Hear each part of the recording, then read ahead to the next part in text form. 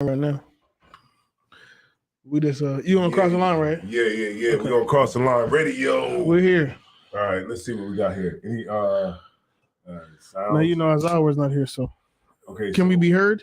Yeah, we can be heard. Let me see. You gotta put the drum up. Here we go.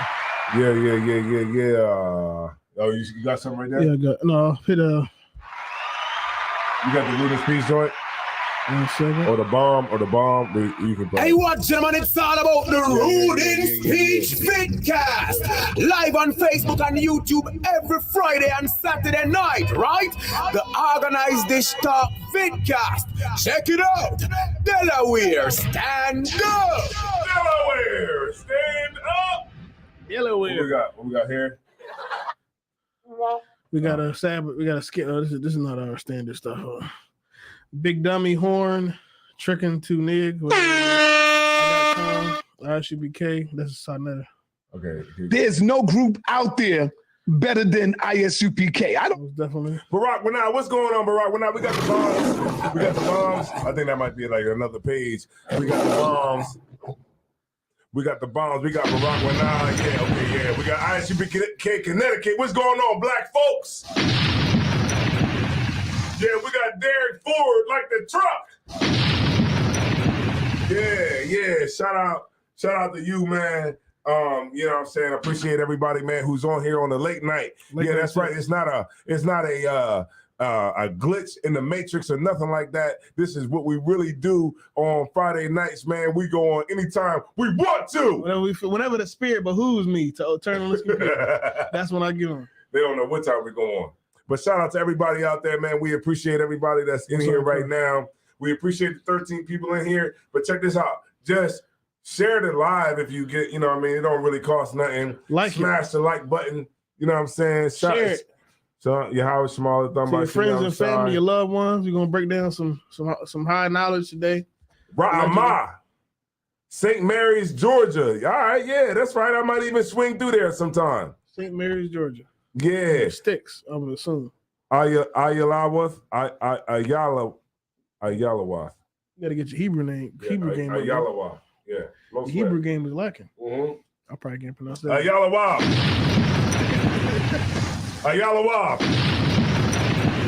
Yeah, so shout out to everybody, man. So, Cat, man, what's been going on? How's your week been going? Let's get straight into it. Let's not even waste no time. You know, okay, so we got young kids that are feeling some type of way because their mom was bending over and shaking that tail feather, that big old rump, you know what I mean, on that brother. What did you think about when Lil James? Yeah, Lil James, when he felt a way about his mom twerking on a brother while they was in the event? That video was it angered me. And most things I see on the internet make me actually like angry. Okay, what angered you about it? It angered me, one, that she would do that in the presence of her own son on camera.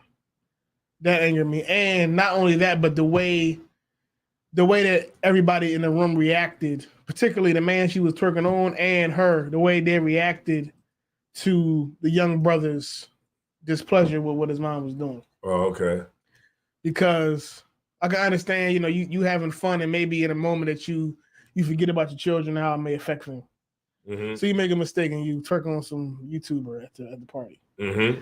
I understand that. But in the aftermath, when the young brother was obviously mad, upset, he was crying, in the aftermath of it, they just laughed it off and acting like he was tripping, and it was just awkward because it was like he was making it awkward, like he was tripping. Mm-hmm. And they was laughing at him because it was something wrong with him that he just couldn't just go along with the fun. When it come down to it, that's his mother shaking her behind on somebody on camera in public in front of everybody and in front of him. Right. So your mother essentially being a hoe in front of your eyes in public in front of everybody. Mm-hmm. And he was embarrassed. Mm-hmm. He was embarrassed because any brother, you don't want to see your mom, your wife, your sister, any woman that you look up to in that way degrade herself, at least in public. You don't want to see her do that. Mm-hmm. Damn sure not in front of your own eyes. Mm-hmm. You don't want to see her do that. And a child should really only see his mother in a motherly way. Mm-hmm. A child shouldn't have to see especially a young boy, shouldn't have to see their mother in a sexual light. Yeah. That's only going to corrupt his mind and make him think that that's how women are, and that's what women do, just shake their behind. Most High in Christ, and when he grows up and he has problems with women, when he doesn't respect women, or when women are able to manipulate him and destroy him, we'll look at him like something's wrong with him. Like he's a simp, or he's overbearing, or he's abusive. When of course he's that way because what he saw his mother do. Of course, you would have a lack of respect or have some type of dysfunction when it comes to women based upon what your mom does. Yeah, because you're absolutely right about that. Like I was talking to you earlier, like when I was growing up, I didn't see my mom twerking. I didn't see my mom with no Halloween costumes on, no stupid goddamn Halloween costumes on. I didn't see my mom doing none of that, dressing up like no bunny on Easter, none of that. You know what I'm saying? Like I looked at my mom like my mom was good. A mother, yeah. A mother. She was benevolent. She just cooked and so I could understand where I would see, if I was to see my mom doing some stuff like that, like twerking in front of me on some guy, I would feel the same way. Some guy that's not your father, not even your stepdad, not even a nigga that's supposed to replace your dad. Some nigga on YouTube that like to have fun on YouTube. That's crazy. Right, because I come from a time where, you know, when your mom had a boyfriend or whatever, she didn't tell you it was her boyfriend. She told you it was your uncle. Your uncle. Or her friend. Hey, your Uncle Herb. Your uncle wasn't no boyfriend, it was just your friend. This is my friend Charlie. Right, your Uncle Herb. Your Uncle Herb. God damn, Herb. Herb is a real 1970s name. Herb. Your Uncle Herb. Your mom told you it was your Uncle Herb. You know what I mean? And, you know, moms had a lot of, you know, they had a lot of, how can I say that? Coof? Shame. Shame. Yeah, a lot of shame. Shame. They had something, they had things that they wouldn't do. Right. They had things that they wouldn't do, at least in public, that they wouldn't do. They had shame, some sense of self-awareness. Yeah, it's like, you know, like your mom would be like, you know, this is grown folks' business, or, you know, get into the other room, or like parents used to try to keep their kids from seeing what it was like to be an adult. Right, yeah. And so it made us curious about what it meant to be an adult. You know what I mean? Because when the grown-ups would start talking, they would tell us, get out. Right. This is grown folks. You don't want to get into the conversation. You know what I'm saying? Like the only time the kids came around when I was growing up was to dance. They'd be like, yo, come, hey, come in here. Hey, little dance. And we'd be like, do that little dance you was doing earlier. we be getting up, you know what I mean? We were doing all the dances that we saw on like TV or something like that. Yeah. And that was that. And then we would get out after we was finished with the entertainment for the night. Right. And that's what it was. And it was a good time because, and I remember the general said it too, which was heavy, is like, they protected our innocence. Right, yeah. And I mean, a lot of that, some of that is good because it protects you from learning things that you shouldn't have to learn as a child. Exactly. Yeah, you shouldn't learn. And you shouldn't have to learn that your mom is a hoe when you're 12. Right. Eventually you're gonna learn. Right. But even if your mom is a hoe, at least your mom should have, your whore of a mother should have enough dignity to say, I'm gonna hide my hoeing. At least now when he's 12. Right. Not be a hoe right in front of his eyes. That's right. And you know what? Mom, if you listening, Mom, I just want to say shout out to you because I never saw you wear a Halloween costume. I never seen you, you know what I'm saying, like act any kind of way in front of me when I was a kid, and you protected me from that, you know what I mean, seeing that as a kid. She never showed up to the party as a sexy cat. Right. I know my mom was probably in the club getting it on. Right? But she didn't let me see it. Right. You know what I mean? And that's what I thank her for. At least. Because it at least allowed me to know that it was a difference between a child and an adult. Yeah.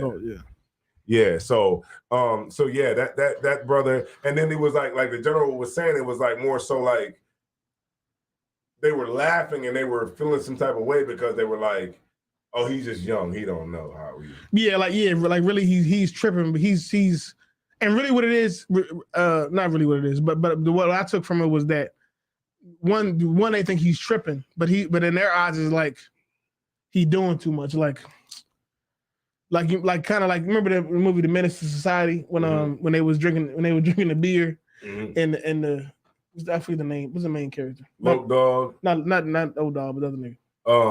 Trey. Ashtray. Trey is the main character. Yeah, that's Shawn Wayans. Yeah, well, he was going up to the cooler Ashtray. to get a beer. Yeah. And the Muslim nigga was like leaning on the cooler, like, "Hey, black man, you don't want to drink that." Oh, you talking about the real Menace to Society? No, not fucking drinking juice in the hood. I'm talking about the real Menace. that was Sharif. That was Sharif. Sure, yeah, he was going up to the fucking spoof. He was going up to the cooler to get a beer or whatever. And the Muslim nigga was leaning on the cooler, was like, "Hey, black man, you don't want to drink that devil's poison, do you?" Yeah, that's Sharif. Yeah, Sharif. They looked at Lil James like that, like we just having trying to have fun, and you coming up here with all this fucking morality. Yeah, you coming up here with all these rules and standards. We just trying to have fun and shake our behind, which is apparently insatiable for women in the world. They got a lust for shaking ass. It's gotta be. And he was in the way of it with all his rules and regulations and morality and right and wrong. It's coming out the air, Cap. I don't know what it is, but it's like they have to shake. It's an insatiable thing to shake your behind in your public. Booty. It just got to. What we were talking before, it was like for strangers. Yeah, for sure, for random people, for people that not even gonna have sex with you, give you no money, nothing, just people. Yeah, that just got eyes. And when we were talking about before that, we were talking about how some women, some black women, it should be a study done on this. How some black women will get in an argument and start shaking their ass. Right. Like it'll be like some stupid, like a fender bender. Yeah. Or like an argument with a stranger in public. Right. And the stranger will be yelling at them and they'll be going back and forth and she turn around and be like, "Yeah, whatever, motherfucker," and start shaking her ass. Yeah. What is that? I don't know what that is. What is that? I don't know. Well, you in the argument, you're having a heated argument, and something that you say is "shake my ass" right now. Is it saying like in your face, you can't get this? I don't know. I wouldn't let you hit this. The way I see it is, if a woman does that, there's something sexual in the middle of an argument that has nothing to do with sex, then sex is all that she knows. Meaning she can't argue with you with words. The only power that she really has is sex. So we in the middle of an argument that has nothing to do with sex, and she just lifts up, dress up, bust her cheeks out. Yeah. Another example is this happened a couple of times at camp. That we've been at together, where you had camp, somebody disagrees with you saying, and then they show their whole ass to you. Yeah. What they got to do with anything? Yeah, because it was this lady who came to the camp and she had a little mental problem. He was fucked up. But that's happened before that day. Right. She bent over and she showed her butt. And then the next week she came by and she was like, "Hey, I was wondering if I can get some money from y'all to go get something to eat." And I was like, "Nah, no. You came and you showed your behind last time we was at camp." She was like, "I didn't do it last time." I was like, "Well, you're right. Yeah, you're right. Here you go. Here's a couple dollars. Go get something to eat." That's happened before when it's been on video. It happened in DC one time famously.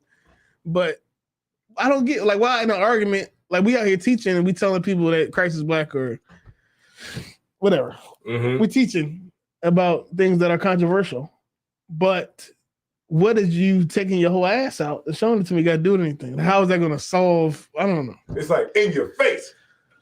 What? In your face. Damn. Yeah. You clapping that ass. It was supposed to maybe not argue? I don't know. I'm just putting it out there because you see it happen. You see it happen where people, where women argue. It's not just black women, but women argue. And they just show their ass to you. It's never a chick that, that really gets. Sometimes it is. I've seen videos where it is. Yeah, I've seen it's videos. Like an actual broad. I've seen videos that Damn. You kind of appreciate it. You kind of appreciate it. Camp. Yeah, the video from DC is a video where you might appreciate it. But I don't know why they do that. I don't get. I think it's like cause some women they don't know how to argue with words. Yeah, they only have sex is really the only thing. That's how they get through life. Sex. Yeah. So. Yeah, sex is the base. Yeah, it's the base. Yeah, the base. That's a good way to put it. Their base nature. Yeah, the base nature. Like a man would just punch you in the face. They just show their ass. Right. Okay. He said. Okay. ISUPK Boston said back in the day when a chick did that, it meant kiss my ass. But how was kissing your ass make me not angry no more? Okay, maybe it does. Okay, but what does it got to do with the argument? I don't know. Yeah. I ain't talking about that. I'm talking about a bitch flat out shaking her ass. Flat out, we in an argument because we got in a car accident and you start twerking in the middle of the argument. Remember the girl did it at the Black Lives Matter, march for George Floyd, while the cops were surrounding everybody, because they were protesting. She went out in the middle of everybody and just started twerking in front of the cops. Like, what does that solve? What is that? Like, I would love to ask somebody, like, what when you shook your ass, what did you think? Yeah. You think they was gonna be like, oh, well, we gotta stop killing niggas because shit, you see all that ass, we gotta stop killing it. Like, I don't get. Right. The cops was looking at it. The cops was just standing there looking, and I'm like, damn. They was gonna look anyway because they fucking doing riot control. Right, but a brother should have said, "Yo, sis, nah, no." Yeah, nigga should have been like, "Not here. Nope, you ain't gonna do that." Yo, grab her off the stage. Yeah, like look, nah, we ain't doing that. Fucking up the Throw whole her movement. in the back. You fucking up the whole movement. We ain't doing that. You know what I'm saying? Fucking Coretta Scott King. Right, because I don't really fuck with them that much, but she ain't show her whole ass. Right, it is while Martin was trying to goddamn tell a speech. Right, because when you out there fighting for something, you have to show the utmost decency when you're doing something like that. People don't believe that anymore. Right, but nobody. People don't believe in decency anymore. Now, if you really want to get something, like if black people are mad, you'll get some twerkers up there, and they might twerk on a cop. Yeah, I've seen videos like that too. They'll twerk on the cop. Like what is that post? That post I was racist, but she threw her ass back on me. And maybe the cop won't be racist. I was scared of niggas, but that ass came, and I knew that niggas was. What the fuck is he supposed to say? And the cop is sitting there he's sitting there trying to be professional. He like, that nigga know his piece getting primed up. Yeah, right. But remember he's like, okay, this is just how black people do it. Yeah, and, that's the thing too. It's one of those things where like you embarrassing us in front of these white folks. Yeah, you're doing that, and it's not helping the argument.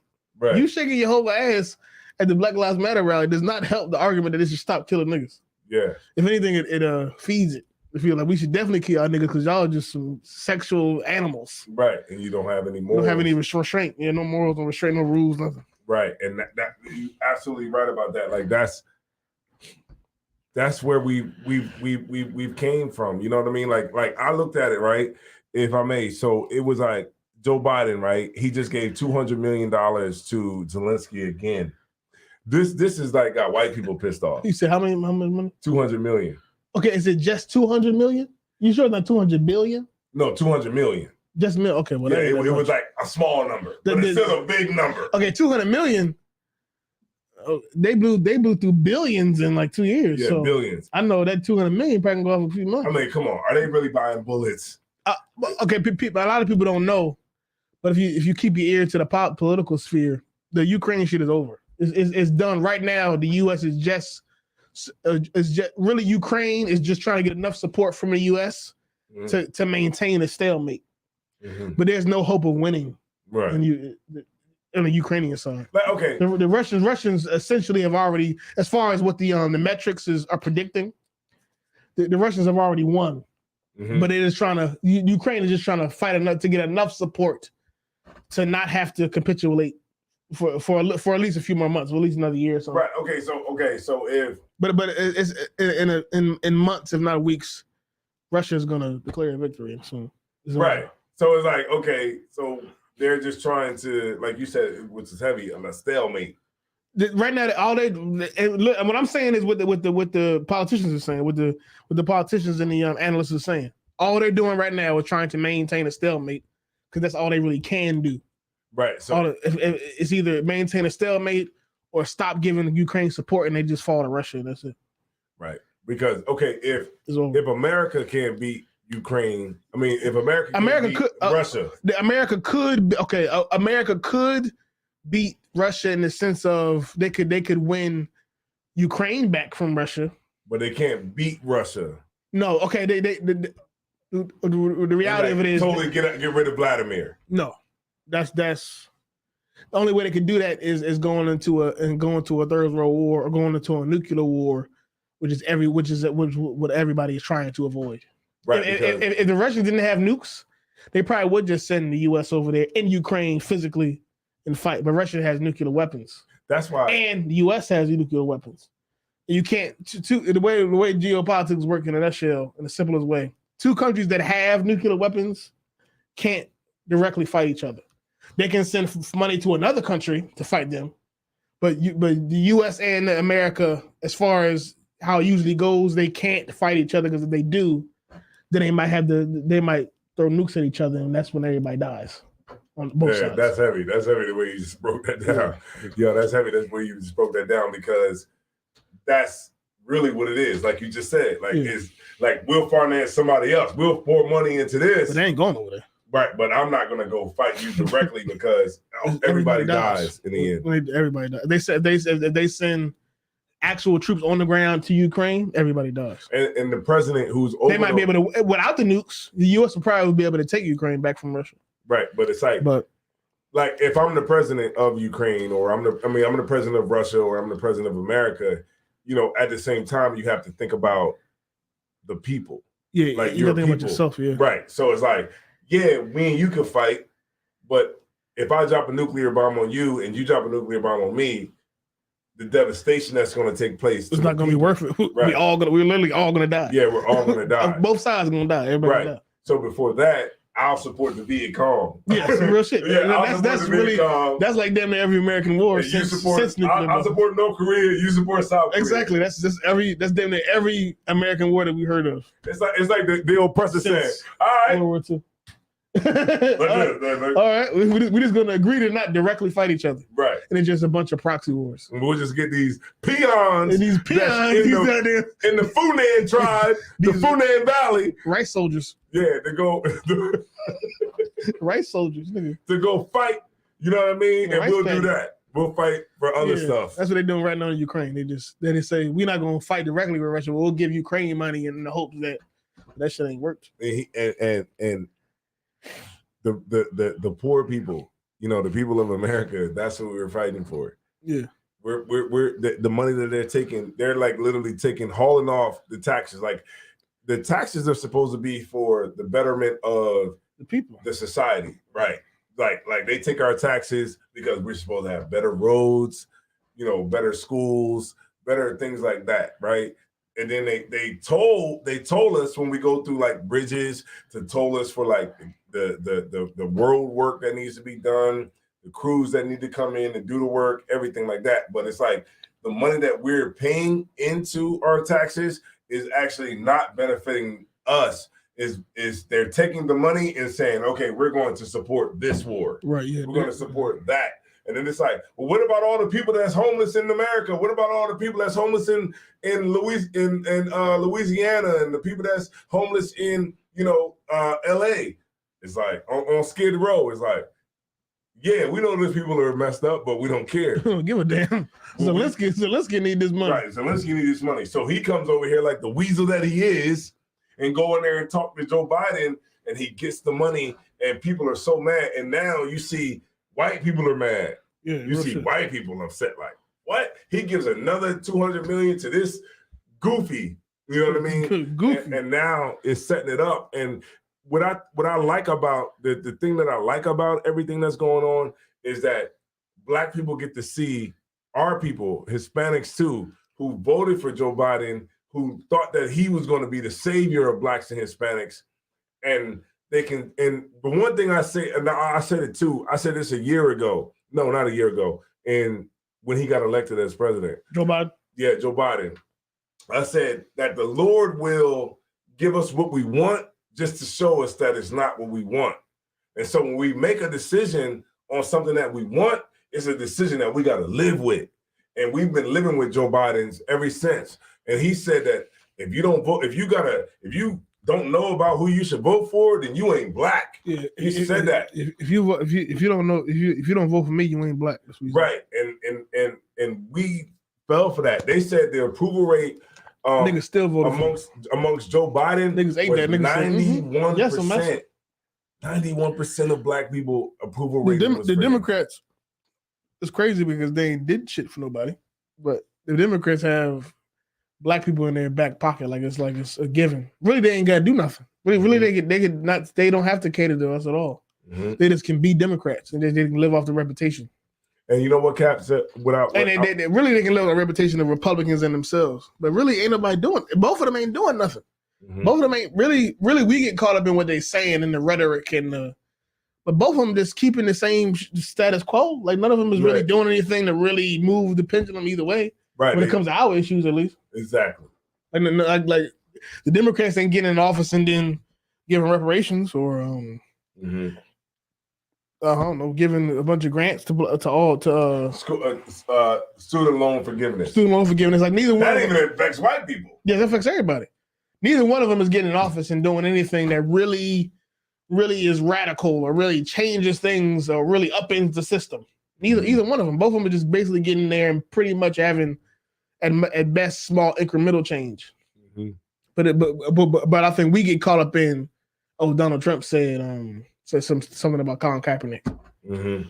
And Biden is a Democrat, so he ran with Obama. Kamala, so, yeah, Obama. Right. No, you said something heavy. I was just talking to Mataza Pod about this earlier.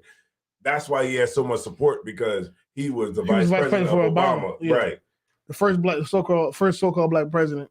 He was the vice president. And on top of that, when he ran with a so-called black woman. That bitch is the furthest thing from black. Right, because when she became the senator, they touted her as the first East Indian. Right. They didn't say nothing about black. Asian. The first Asian. Right, Asian, Indian of Indian descent. But when she came out, she was the first black woman of Asian Pacific descent or some Pacific descent or some crazy something like that. But they completely switched it because they knew that we fall to colorism. Right, we fall all the way to it. Right, it could be an Arab in office, but as long as he's dark, he's close enough. Right, we'll take it. He'll be a Pakistani, but as long as he's that, we'll accept that over white skin. Right. Yes. Yeah. Make us feel better. Yeah.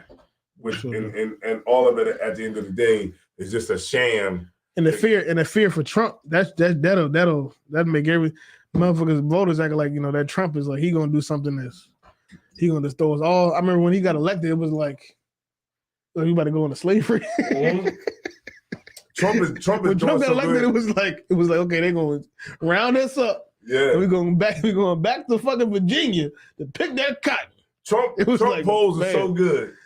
Trump polls are so good. He not even debating. His poll, he don't have to. His polls, as far as the Republicans, his polls, the more shit that happened legally with him, that's bad for him personally, makes his political shit go up. They're like, oh, we got new charges. Oh man, I'm definitely voting for the nigga. Yeah, definitely voting. Because he was the type of motherfucker that he already benefited off of negativity. Mm-hmm. His whole shit was I'm a bad boy. I go against the status quo. I go against the status quo. I go against the grain. I don't do what a usual politician would do. I'm different. I'm rough and rugged. I'm a true American. Mm-hmm. And he been feeding off of being bad, off of being negative since 2016. They're like, oh, he got a scandal. Ooh. and what the problem is they give him charges. They indict him. They give him charges. They sue him. Yada yada yada. They try to take certain legal actions against him. And when it does, the people that already support him and the people that are Republicans just say they say it's a political movement. They're saying that the Democrats are doing this to keep him out. To keep him out from being the president. Mm-hmm. And then that's the backdraw of it. They just want to lock him up. Mm-hmm. And the hope is that locking him up will stop him from being the president, yada, yada, yada. But the Republicans and the diehard Trump supporters see that. They see that you trying to lock him up before he can get to the election. Mm-hmm. And that only makes them want them to support him more. Right. Because you are giving them something to fight for. Right. Now they have a reason to fight. They have a reason to vote for him because the establishment is trying to take him down. And the establishment is trying to stop him from making America great again. And it's getting Democrats on their side. Yes. Yeah, especially when you start to look, and when you start to fine comb a lot of these. Most of the time we only read headlines. Even me, most of the time you only got time to really read the headline, and but when you start to really look into certain things, it's not as black and white as it seems. Mm-hmm. It's not as a lot of shit. If it was somebody else, he would never got locked up. Mm-hmm. If it wasn't for the election, he would never got indicted. Nobody would ever sued him. Like, yeah, but She they be was like, doing look, shit. Donald Trump, he had sex with Stormy Daniels. Like, okay, well, who gives a politician didn't have sex with a porn star? Who cares? We already know y'all all nasty anyway. Yeah, like Joe okay. Biden probably had all the hoes. Right. Like, on Ellis Island and wherever the other places they be going, you know, and What's his name? He's at Ellis Island. I don't know. What's the one they be going to? What's the nigga? It's a guy named that died, that killed himself in jail. Damn. Y'all know who I'm talking about. Who the guy that had the island with all the little girls on it? He was raping the little girls on the island. Not Mark Zuckerberg. Not Mark Zuckerberg. He killed himself in the jail in New York. What's the dude? Y'all put it in the chat real quick, man. Y'all know who I'm talking about. Who that they used to go One to. of y'all know who I'm talking about. Damn, what's his name? Hold on, I got it. I'll get it. I feel too when they tell me the name. It's gonna hit you. God damn, they gonna put it in the chat. Y'all know who I'm talking about. Put it in The the Democrats chat. is over there. That's what I'm trying to say. Who is the dude? My point is they're all evil. They used to go to the island. They're all evil. They all lying to you on all the news outlets. They lying to you. They're giving you half truths and they're giving you opinionated knowledge. I don't got What the hell? What's the name? Nobody's in the chat. I want to come to me. Somebody gonna say it. What's his name? He was on the island. He was in finance. He was like a money manager type economist motherfucker. Damn. Oh man. No. Anybody in the chat? Y'all Stockbroker know? type movie. Yeah, the chat didn't even move. And he killed himself in jail. It's people checking in. You ain't got to check in here. Nobody's logging it down. There's people checking in. Like, I mean, but yeah, he was a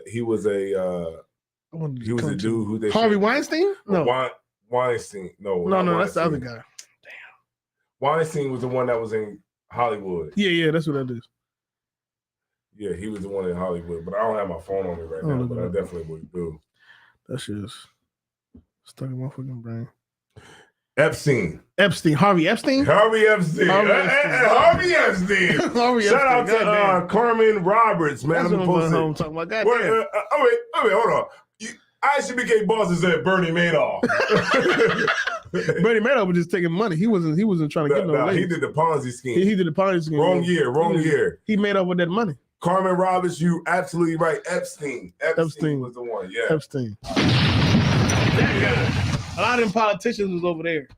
When they was like on the manifest. I think Bill Clinton was one of them. Yeah, Bill Clinton was on the manifest. He was like on the manifest of the fights they took over there as pictures. Like, people like him over there with the girls behind Bill him. Clinton to underage women. Girls, not women. Yeah. You know what? I met Hillary Clinton. You did? Where? Yeah. I met Hillary Clinton. I was in high school, and Hillary Clinton came to the school, and she was trying to get support for her husband. And when she came to the high school, you know, they told us the day before she came to clean out our lockers and take everything home because the Secret Service was going to be there to go through, make sure y'all ain't was trying to kill the president. No bombs or anything like that. But when Hillary Clinton came, I was like, you was happy. I bet you didn't know who that was before you got debriefed. I didn't know. I just knew that this was the white woman that everybody likes. So I was like, she has to be amazing. What year was that? This was like in the 90s. This was like she probably came here because he's from no. Delaware is a Democratic Why she come state. here? I mean, there's a lot of Democratic states though. But I know she came to the high school to like kind of do like not like a pep rally, but what she was talking about? She was talking about like going out and getting our parents to vote. It must have been an election year. Yeah, it was an election year. Yeah. It was when he was running for president for his second term. Re-election, okay. That's probably re-election. Okay. And she was just kind of like going at the kids though. She was trying to tell y'all parents to vote. Yeah, like they doing it, but when they got to. Yeah, they knew they were doing. They were like, okay, go, yeah, vote for, Bill Clinton. He's the most amazing person, and I actually shook her hand. For real? Yeah, I shook Hillary Clinton's hand. I shook her hand. She was coming down. I was like, I was like, and she was like, yeah, she got up in there. You know what I'm saying? But that was his wife out there campaigning for him. Yeah. Hillary Clinton really should have been the president. Yeah, Hillary Clinton was out there. Trump fucked that up. She's been in the game for a long She time. really should have been the president. If Trump wasn't there, she would have been. If it was somebody else, she would have been the president. Yeah, she probably would have been. Yeah, because really, she was Secretary of State. She was a first lady. She really should have. That should have been her. I He was feel sorry for her. Donald Trump was like, yeah, because he was like, because if I was the president, you'd be locked up. She was like, Benghazi, that Benghazi shit. Like, she turned her head like. Trump was like, man, basically trying the whole time was like, man, shut the fuck up. Listen, Yeah, like she say something like, like, God man, damn, like, she say something that usually would have hit hard. He was like, man, listen, man, yeah, I would have locked your ass. yeah, I would have locked your ass up she was looked the other way like, damn, I can't believe he's taking it because he's saying shit that nobody else would say. That's Right. his whole thing. His whole thing is he's gonna do what nobody in that position typically would do. like Because in that position, yeah. you got to be like upstanding, and Yeah, he just like saying, "Fuck it, I'm gonna just say what I want to say." yeah, like what are you doing?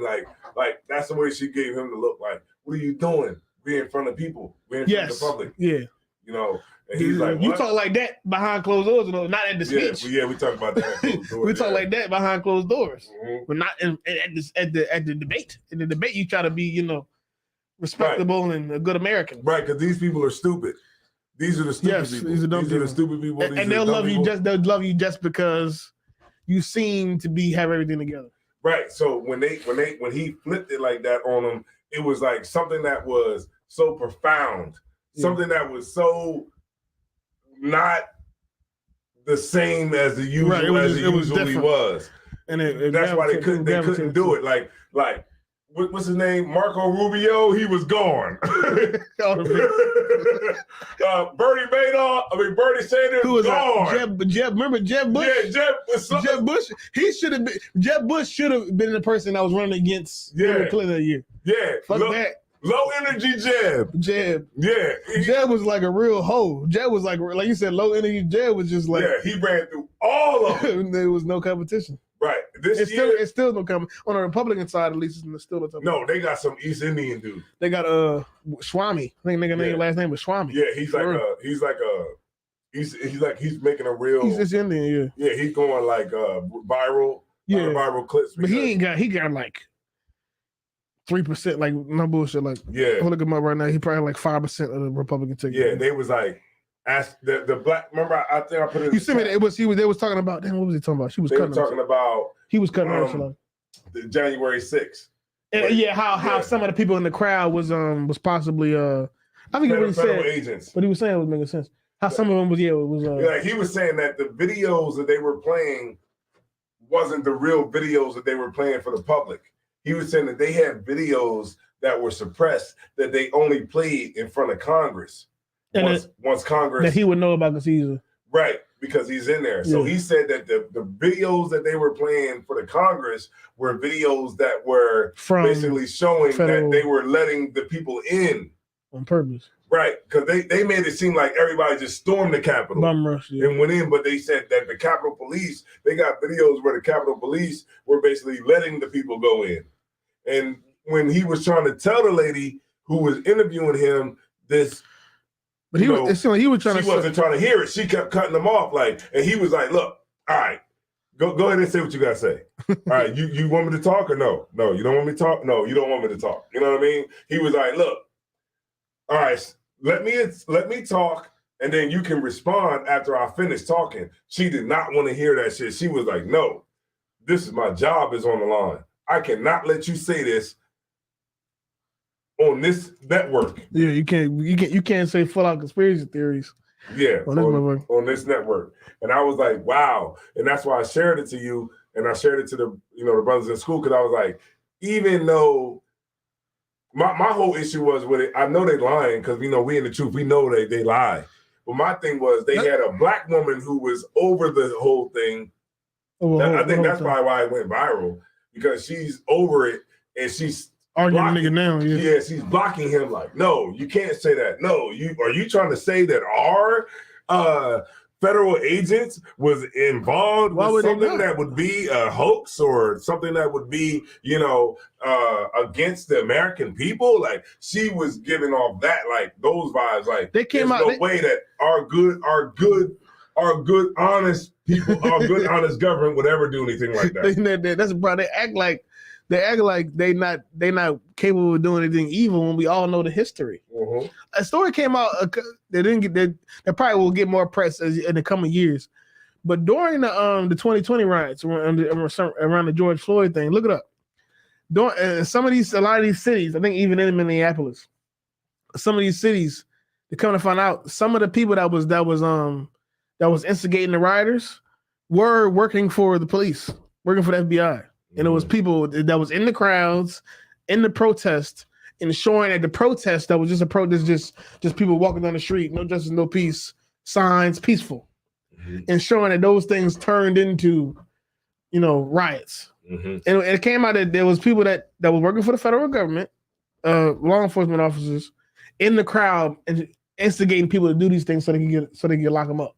And that was 2020. So it's not far fetched that January 6th shit happened, and it was somebody in the crowd that was working for the federal agents that was ensuring these Republican motherfuckers storm the Capitol so they can lock them all up. That's what they do. That's what cops do all the time. You right, Cap. It's fucking bait car. Yeah, bait car was. It's not even that deep. It's not even that intricate. They leave the car out there. They leave a Bentley in the middle of the hood with all the doors open, running with a camera in it, and it's rigged. So as soon as you pull off and steal the car, because you thought you had to come up, this shit will turn off and lock the doors, and the cops will pull up on you. It's the same shit they do to niggas in the hood all the time. It's just at the riot or just at the fucking storming the Capitol. This be the thing. Nigga look in the car first. Nigga be looking around like, wait, what's she getting? They do a good. Nobody right. Perfect condition. They do it good too because they do a whole scene. It'd be like a couple pull up in the Bentley. They pull up. They get out the car. They argue with each other. Some. And then they run down the street. Yeah. And the car they be sitting there for like 30 minutes running. Yeah. And the people they like, damn, where'd they go? They didn't come back. Damn. They look around and shit. They saw a bait car. Perfect conditions. It'd be right in the middle of the. They went down the street. Right. They ain't come back. Right. They walk across the street talking, dang, you see the car over there? Damn, that's crazy. Shit. Yeah. Niggas start contemplating like, damn. Because niggas know that they be trapping niggas. Yeah. And they still do it. But the temptation be too strong. The temptation be too good. It'd be too strong. It'd be like, I could just get down the street right quick. I could just tonight, it's Friday night, I could just ride around for tonight, have a whip, and just leave this shit in the gully somewhere. Mm-hmm. Like I imagine all the thoughts they be having. Right. And somehow looking at the car sitting there running with all the doors open, they say, fuck it, I'm gonna just go do it. Yeah, I'm gonna go do it. And they drive around the block, then click. They be like, what the fuck is this? Like, oh shit. Damn. We in the motherfucking bait car. Oh, God damn. Shit. Oh, like, shit. we in the motherfucking bait car. Shit. God.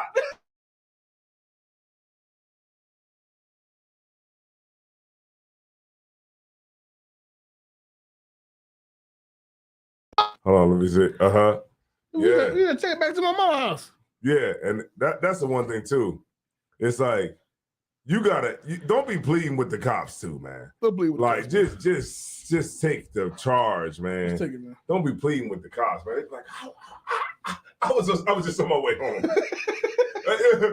I'm telling you, I was just on my way home. Officer. It's like, look, man, take your charge, man. Just take it, man. And do what you got to do. Take the ticket. And take your ticket and go home. Get out. You know what you do? Get out the car and go to jail. Yeah, go to jail. You know, I realize niggas fight like that. I've been watching the videos. What's the videos we watching?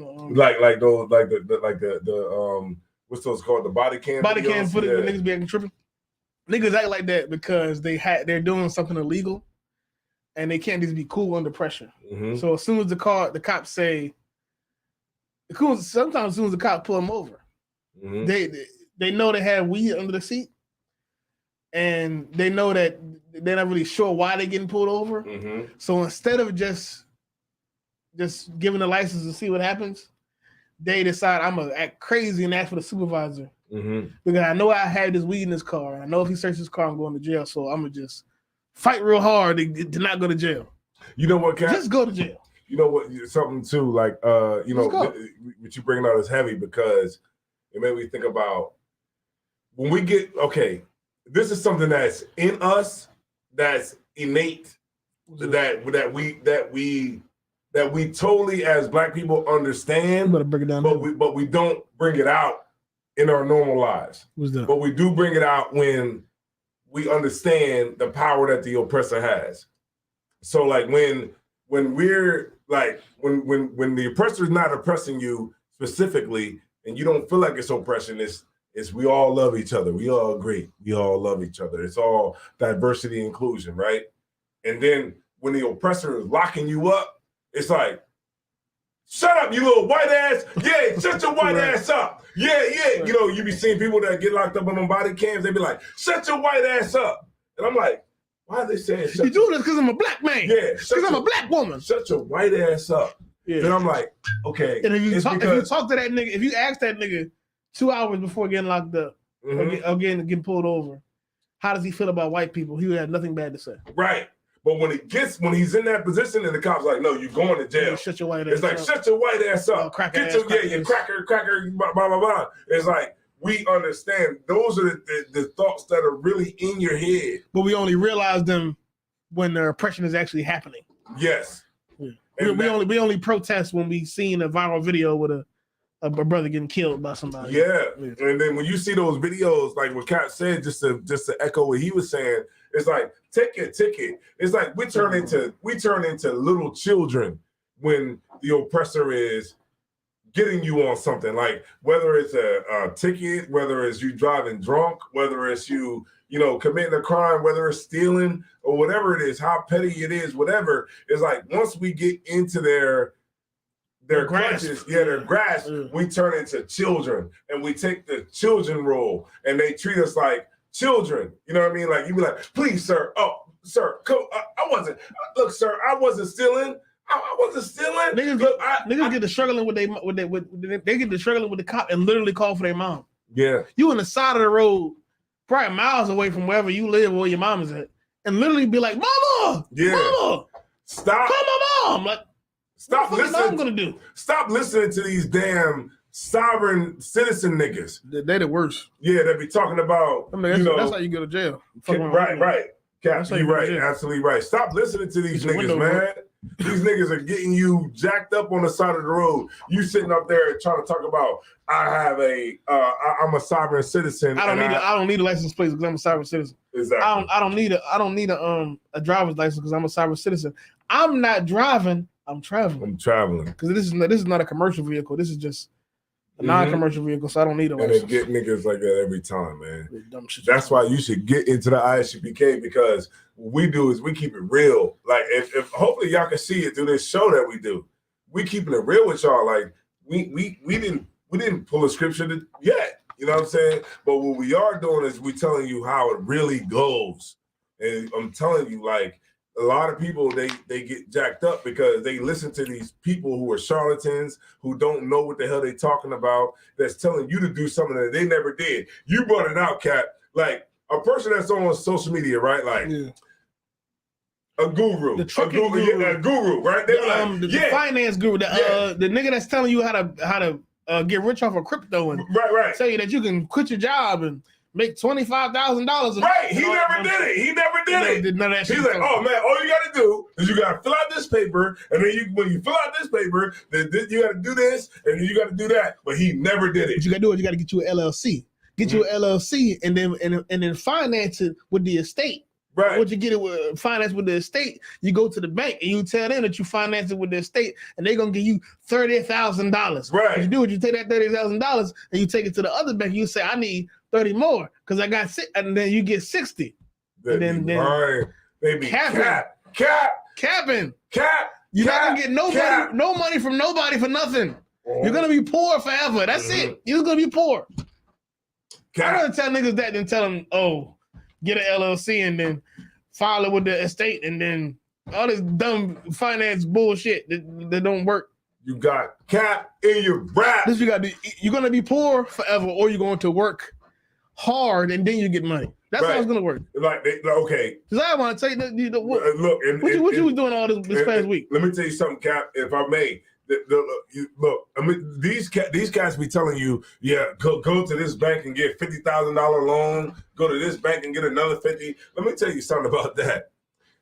You know, with my credit cards, You know what I mean? I got pretty decent credit, and with my credit cards, you know, you put 2,000 on this credit card, 1,000 on this credit card, 1,500 on that credit card, 2,000 on that credit card, just to handle what you're trying to handle.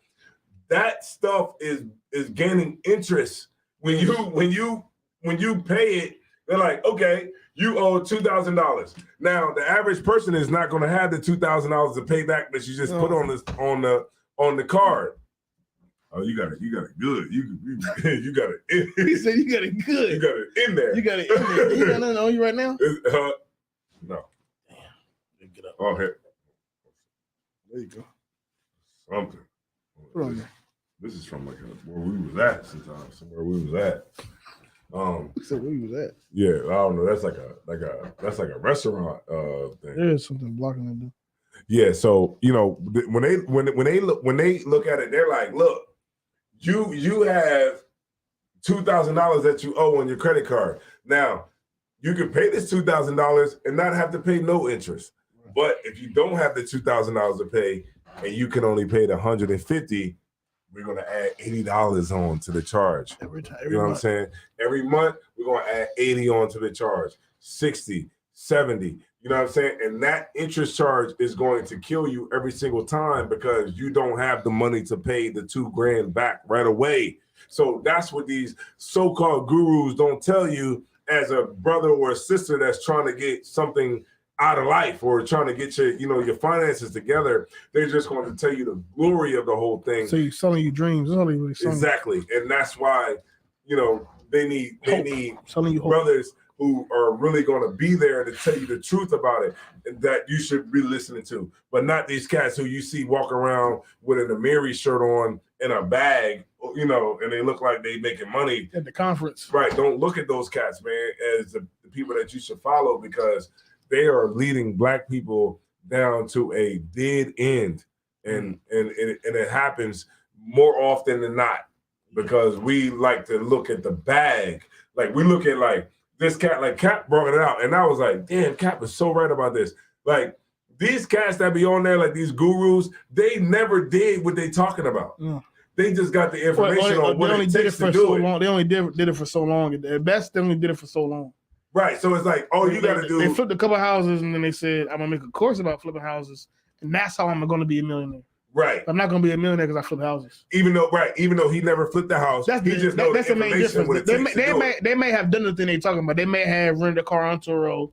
They may have flipped the house. They may have drove a truck or some shit. But the problem is they didn't become a millionaire off of that.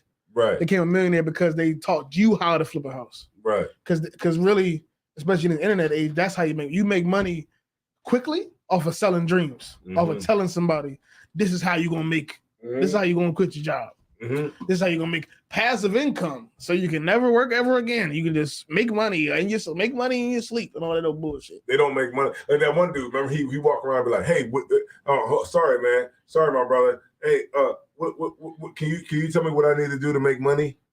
Remember that dude? He go around to people. He go viral. He walks up on people. Oh yeah, the people like in New York somewhere. Yeah, he be like, so he be like, oh man, sorry man, brother might have like a Pooh Shiesty mask on, yeah. And he be like, hey yo, sorry brother, sorry man, what I got to do to go get money or whatever, and the dude to tell him, but really what he's doing, he's getting rich off of not actually giving you the information on how to do it. He's just talking to the he's people getting rich off of the fact to do it. He's getting rich off of the fact that you are desperate to be rich. Right. You're desperate to be rich. You must get rich. You must quit your job. You must, you must have the hope and dream of being some millionaire.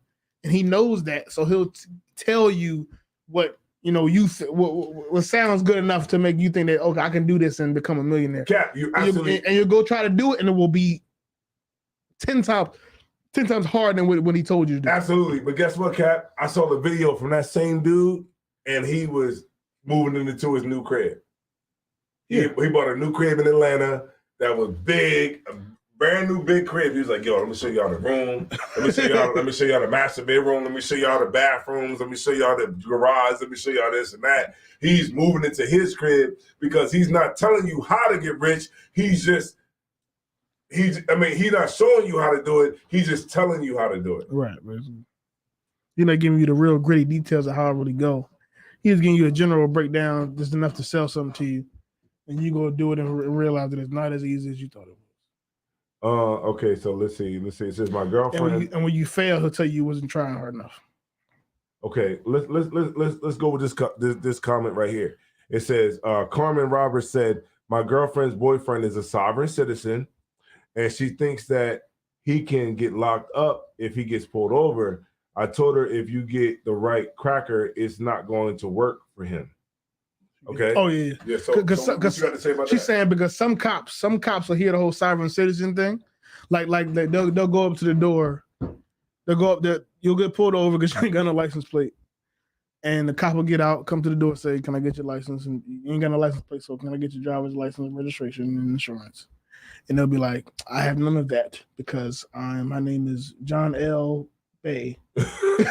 John L. Bay. My name is John L. Bay, and I am a sovereign citizen. I need none of that information because I am traveling, not driving." Which is right. Apparently, there's somewhere. I haven't looked it up. But apparently, somewhere in law, in some place, they say like if you have a commercial driving, to drive a commercial truck, you have to have a license. Yeah, that's what they're saying. Apparently, allegedly, that's somewhere in there. I would beg to differ that that's not in there, but I haven't looked it up yet. But even that's another topic. But they're saying that's in there. So they're saying I'm traveling, I'm not driving. I'm a sovereign citizen. I have this paperwork that makes me a sovereign citizen. Yada yada yada. I'm from Morocco, whatever. So they give the whole spiel to the cop. They give him a bunch of paperwork that really the state doesn't really respect. They'll give the whole rundown to the cop, and once they get a rundown to the cop will have a dilemma on his hands. The cop can say, "Okay, I pulled this guy over because he ran a red light. He's saying he's a sovereign citizen, so this car is really, this car means nothing to me." It's funny because you breaking it down. That's why I'm laughing because you breaking it down. The cop say this car really ain't shit. I can just tow this car, take him to jail for not driving without a license. I'm laughing because you said that the cop got a dilemma. The cop has real shit. The cop has a dilemma because his training is like totally going against everything that's going on. The cop has a dilemma. The cop can say, "Okay, he ain't got no driver's license. He has nothing he needs to drive. Anything that you need to drive legally in the state, he doesn't have it. The car don't even got no fucking license plate. Right. So really, all this shit, I can get rid of all this shit. I can take him to jail. Yeah. I can give him a ticket. I can tow the car. Yeah. The problem is though, to tow this car, I have to break the window and force this nigga out the car. Right. Because he's not going to comply a lot of times. Right. And they know that already. They know already that he's giving me the whole spiel. He asking for my supervisor. Yeah, your supervisor. He asking for the supervisor, yada yada. Why you pull me over? This is against the Constitution, or whatever. And he knows that it's gonna be a lot of trouble to tow this car. You know it's gonna be the only reason, and when it come down to it, the only reason I pulled this guy over because he ran a light. You know what's so crazy about what you're saying, which is right. Yeah. It's like you're showing it from the cop's point of view. The cop's point of view. Yeah. Right, sometimes we don't look at that. Right, because in every situation, he's not trying to kill you. He's not trying to kill you. He don't even really want to tow your car. Right. Like, he don't want to take you to jail. He just want to give you this ticket and go back home. Right. Sometimes we have to. Cops be scared. Cops don't be like, I just want to kill niggas today. Like, right. We like to think that, but a lot of cops, it's a fucking job. They're trying to pay the fucking bills and go home. So like you said, it's like, okay, he has all these things that are against him. The cop already knows what he could do to the cat, given a scenario. But the problem is to do that to the cat, because he's a sovereign citizen, they know that more than likely he's not gonna just get out the car. I'm gonna say, all right, so you're not getting my license, you gotta get out the car. To get nigga like, I'm not getting out the car. I'm not getting out the car. Y'all, I want to talk to your supervisor because you're going against my rights. So eventually the cop gonna have to break the fucking window, pull the cat out the car, do all that whole thing, file a bunch of I'm assuming once they touch people, they gotta do a bunch of extra fucking paperwork. Right. And on top of that, the nigga might have a gun in the car. In the cop's mind. In the cop's mind, this cat might have a gun in the car. I might have to shoot it out with this motherfucker. I might have to risk my life over a fuck because the nigga ran a red light. Mm-hmm. Am I really willing to go through all this rigmarole, breaking the window, possible gunfight, paperwork, wrestling with this nigga on the ground, because he ran a red light and this car completely illegal, but all he did was run a red light. Have a good day, sir. That's what they say. They start talking all that cyber shit. If you catch a cop on a good day, they're gonna be like, "Have a good day, sir." Yeah, just keep it moving. But you might catch a cop that got time. But you got. But the problem is, I think that's what she's trying to say that if you that's what she said. She said if you run into the right person. Yeah, if she said if you run into the right cracker, it's not going to be work for him. If you run into what she say again? It's not going to work for him. If you run into the right one, it's not going to work for him. Because a lot of cops, they'll let you off because they don't want to go through the bullshit that's going to come with that sovereign citizenship, which is a bunch of physical things. But certain cops don't give a damn. Certain cops is going to call the supervisor. The supervisor is going to come and be like, "You don't have no license. You don't have no registration. Your license plate say that you is Moroccan. Your license plate is from Morocco. We in Utah. Right. We're in Michigan. This is not. We don't do that here. Right.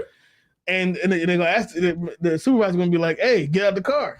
And they'll be like, "No, the supervisor. The supervisor gonna come. He gonna call the supervisor. Yeah. Supervisor gonna come. And be on their side. Supervisor gonna be like, all this is illegitimate. This is not. Michigan don't respect none of this shit.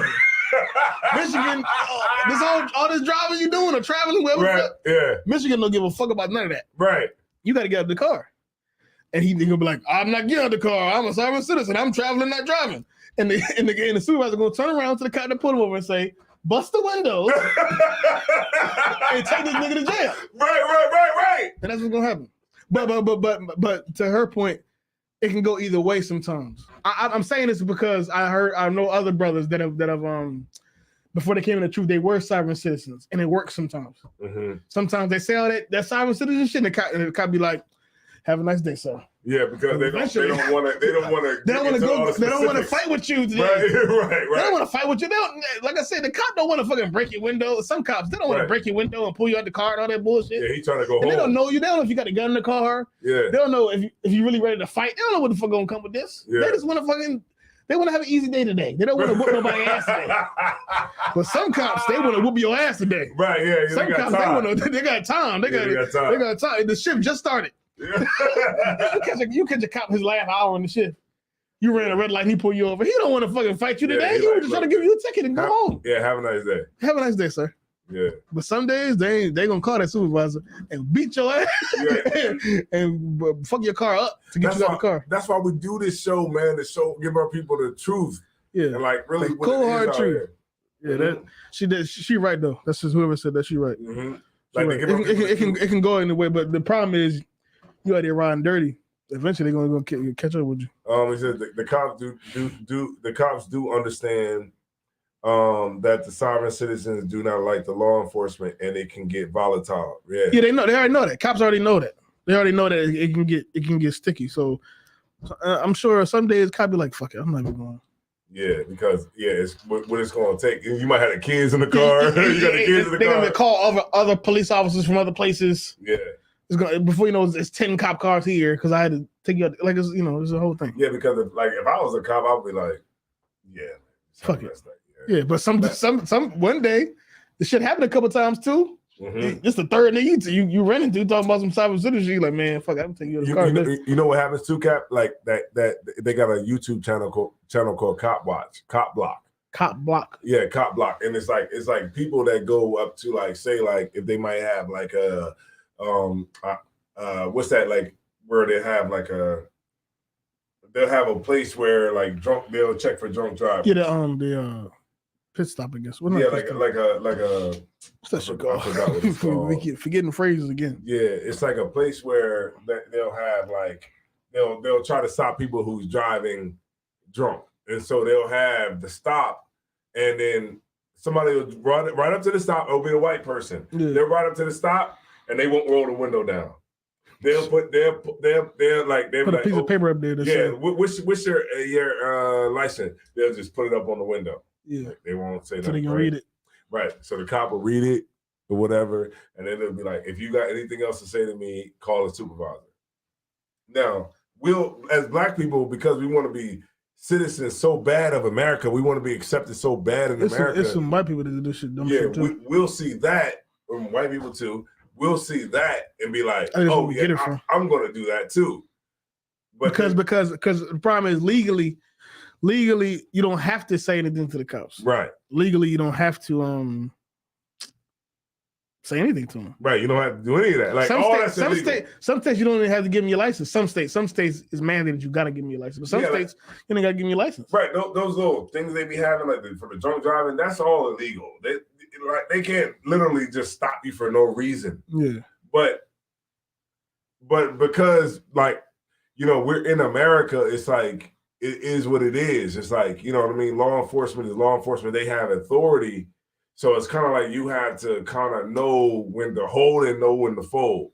So sometimes like on the side of the road at 2 a.m. is not the best time to be trying to do this, because now you, like what we were talking about, you have these racist cops that are out there with time and they're ready to grab you out the car. They're ready, because to them it's like when you say, no, I'm not rolling the window down. It's to them, it's like, oh, you disrespecting me as a man. And sometimes they think that sometimes cops, I think legally in general, it varies a bit from state to state, but in general, cops they need reasonable suspicion to stop you. Stop you. They need something to happen that they think that you're about to commit the crime right now, or going to commit a crime. That's what they typically need, like reasonable suspicion that you're about to do something. Mm-hmm. The problem is when they pull you over and you say, and you don't want to give me your license, you don't want to roll your window down, yada, yada, that feeds into the notion of, well, why don't you want to give me your license? Mm-hmm. Why don't you want to roll your window? Is it because there's weed in this car? You don't want me to find out? It only feeds into their argument that they're going to make in the court, which is one thing if I learned. If he didn't have nothing wrong, why didn't he just give me his license? Right. And if I may, one thing I learned too about, like, from the generals is this, like, you know, when you get pulled over by the cops, right? Because I got pulled over on a day ago. I got pulled over on Thursday, the DOT inspection. Again? I got another one. I got a DOT inspection because I drive trucks, right? I got a DOT inspection, and the cop pulled me over. Now, what I understand from the school, being in the truth, is this, right? Yeah, I'm legal, got my insurance, registration, got all my compliance, everything done, right? But what I also understand is that even though I have these things, that I'm still a black man. Right, the cop don't care about it. Right, and they don't give a fuck about that. So even though I have these things, I still don't look at myself as I'm an American. Yeah. You know what I mean? I look at it like he's pulling me over. I have all my paperwork, but I'm still not on that same level that he would look at me as being on. And really, just if you look at it outside of race, how would cops know if anybody doing anything wrong, they never put you over? Right. If they just let anybody that license plate ran back fine drive off, then how would they ever solve any crime? Sir. So if I may, sir, so this is what I did. Somebody over. I said, the cop was like, yeah, can I get your license registration? Without me even thinking about it. After I gave him everything, I said, all right, I'm about to give you my license and registration. Right. I let him know consciously, I'm compliant. Yeah, I'm gonna get this for you. For you. I'm not fighting against you. Right. I'm not gonna be like, oh, I'm a good nigga. Okay, all right, no sweat. Right? Because I understand what I'm dealing with. I understand the murderer that I'm dealing with. Right. So I understand by, what I was taught in the truth is to understand like how to deal with the oppressor. So it's like, okay, you dealing with me. I know I'm totally in the right, but I'm not going to treat it like, okay, even though I'm in the right, I'm not still, you're still not Esau. You know what I mean? Like, I totally understand the situation that I'm in. So I know that even though I could be in the right, if I reach, you might be like, oh, whoa, what you doing? Yeah. So I say, right. So I say, he say, can I get your license? All right, no sweat. I'm about to get my license right now. So he like, okay, go ahead and get it. So I'm like, all right. When you doing the trucks, I seen videos about this. Do they get up on the little step? Yeah. Like ran up on you like this? Yeah, the ones that are like in it. Like the ones that are in it. Like he stepped up on. I got it on camera. He stepped up on the I've thing. seen Like, video before. yeah, what's up? You know what I mean? What's up? What's in here? You know what's going on? He was like this. Like what's up in here? What's up? What are lights? You know everything good in here. You got everything. you got everything. You got everything in here. In the car with you. Yeah, I got it on camera. So so I asked him, I said, you know, hey, so what about those people that still riding past where we're at? Because it said that we supposed to all come in here with commercial trucks. And he's like, oh, yeah, those people. I was like, what, they got like a pass or something? He was like, yeah. You can buy a pass where you can bypass some of this stuff. They'll tell you to keep going. But I had the camera like this pointed at the window. Yeah. And he looked up. And when he saw me, he saw that I was recording. He started like explaining to me like how everything was going. And he was like, yeah, this is what we do, blah, blah, blah. And then he stepped down. But it was just like in that moment, I just understood that, yeah, I might be totally in the right, but I still understand that I'm black. Right. In this motherfucker too. And a lot of our people, they get duped by these people that think that, yeah, you can deal with these people like you ain't black. Right. Because at the end of the day, you know, like these sovereign citizens, they kind of think like, in a way, they've been brainwashed to think like, I'm not a nigga out here. Basically. I'm a sovereign citizen and I'm not a nigga. Like you can say something to the cop in that moment that will make him. Right. I'm not the average nigga. Forget. I'm not the normal nigga that's from America. Like, I'm enlightened and I know my rights. Right. I know my rights. So that's what I'm trying to say. Motherfucker don't even know their rights, bro. That's what I'm trying to say, Cap. And it was like, and that's where we get duped at, because this white man on the side of the road, he's like, nah, this is a nigga. You know what I mean? So I'm gonna pull you out the car because you a nigga. You trying to do this and that, and you're trying to disrespect. So that's the way they look at it. But then it's like, we gotta understand, okay, even though you might not be that, but you gotta understand the mind of the people that you're dealing with. Right. They don't care about none of that shit, right. You know. So it ain't no begging or the research you did. Right. No begging, no pleading, no nothing. Like, so I understand that now, of course, because I learned that from General Muhammad. It's like, when I get pulled over, it's like, hey man, the cop is like, hey man, you were speeding. All right, no sweat, you're right. Let me get a ticket. Get it. You're right. If anything, I fight it in court. If I didn't speed. Yeah, you're right. Let me get a ticket. They be like, whoa, calm down, man. I was so willing to get the ticket. One time I got pulled over, they was like, whoa, calm down, man. Look, man, we just gonna check your license. If everything goes through cool. I was like, he was like, you ain't have no license, you ain't have no seatbelt on. I was like, oh, cool, no sweat, man. I'll take the ticket. Where's that? Where's the ticket? Yeah, he like, him like, hurry up, where they go? You ain't got my ticket? Yeah, he like, slow down, man. You better check him because he ain't got the ticket written already. Yeah, like literally, man. Fine. Okay. I'm like, I didn't have my seatbelt on. Oh, you right. Yeah, that's right. You let me get the ticket. He like, oh man, whoa, we just gonna check your license. If everything goes through, we just gonna give you a warning. You know, it's because that's what I learned by being in the school and learning, from General Muhammad. Is like, we don't plead for no tickets to get out of the tickets. We don't plead with the oppressor. Like, you don't do none of that. You handle your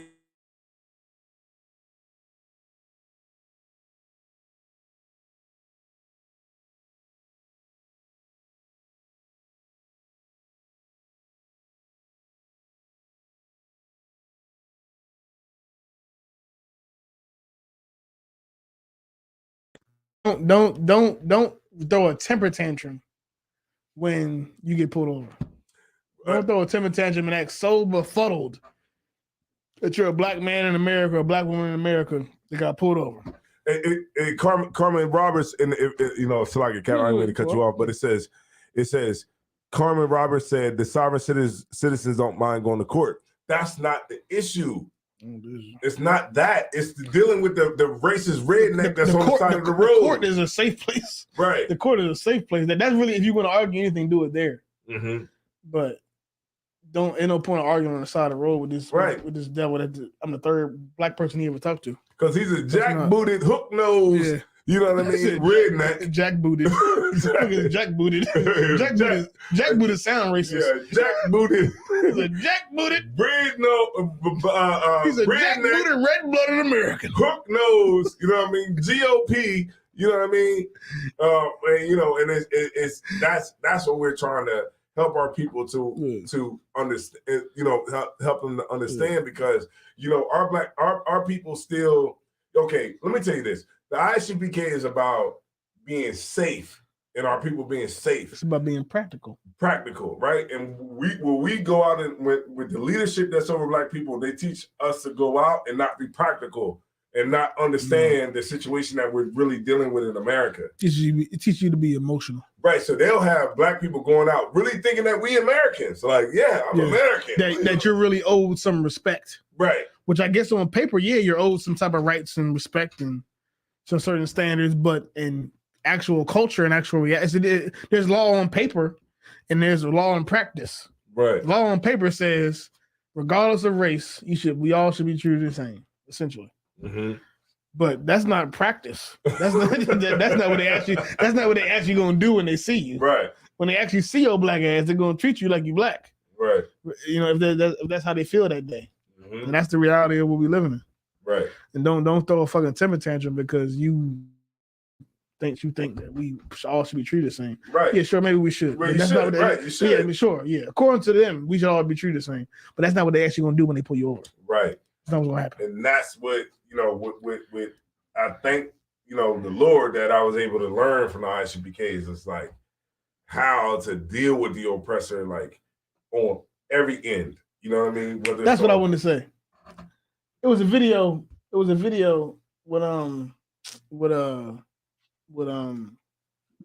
happened like 2 weeks ago now. But a brother got pulled over and the white lady cop tased him in the back and he started crying. I saw that. Don't cry. Right. I don't remember that video when she tased him and she was talking shit and he started crying. She's like, shut the F up. You was a big badass earlier. He like, don't take that tase like a man. Right. Nigga, take that nigga, suck that tase up. Like, right. He started crying like it was over. Like, yeah, take it like a man. Don't cry.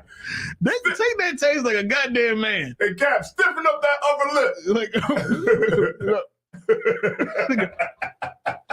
you dirty bitch.